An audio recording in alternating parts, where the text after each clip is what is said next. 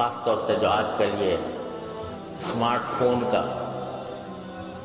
سلسلہ شروع ہو گیا ہے، تو اس نے بے حیائی اور آنکھ کے غلط استعمال کا دروازہ چوپٹ کھول دیا۔ اچھا خاصا نمازی ہے، پرہیزگار ہے، صف اول میں نماز پڑھنے والا ہے، لیکن تنہائی میں بیٹھا ہے اور اپنی آنکھوں کو اللہ تعالیٰ کی نافرمانی میں استعمال کر رہا ہے۔ کیا کتنی بڑی غداری، کتنی بڑی خیانت، کتنی بڑی نافرمانی۔ تو اس لیے میں یہ عرض کرتا ہوں کہ جس شخص کو یہ بھروسہ نہ ہو کہ وہ اپنے آپ کو محفوظ رکھ سکے گا اس فتنے سے، اس کے لیے ایسا فون استعمال کرنا جائز نہیں، جس کو یہ بھروسہ نہیں۔ اگر بھروسہ ہے تو بعض اوقات اس سے اچھے کام بھی لیے جا سکتے ہیں، لیکن پاؤں پھسلنے کا ہر وقت خطرہ، نگاہ کے پھسلنے کا ہر وقت خطرہ۔ لہذا بھائی کتنے دن کی زندگی ہے پتہ نہیں، کسی کو پتا ہے کہ کب اس کو موت آ جائے گی، تو اپنے اللہ تعالیٰ کی دی ہوئی اس نعمت کو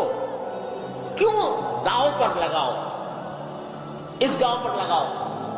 کہ اس کا غلط استعمال ہو گیا تو وہاں پکڑ ہو گیا۔ اللہ تعالیٰ فاروق اعظم جیسا انسان جس کی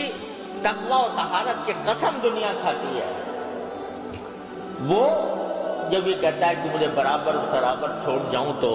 غنیمت ہے، تو ہم شما جو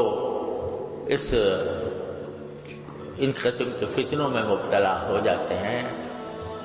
ان کے دل میں خیال نہیں آتا، ان کے دل میں یہ خوف نہیں ہوتا کہ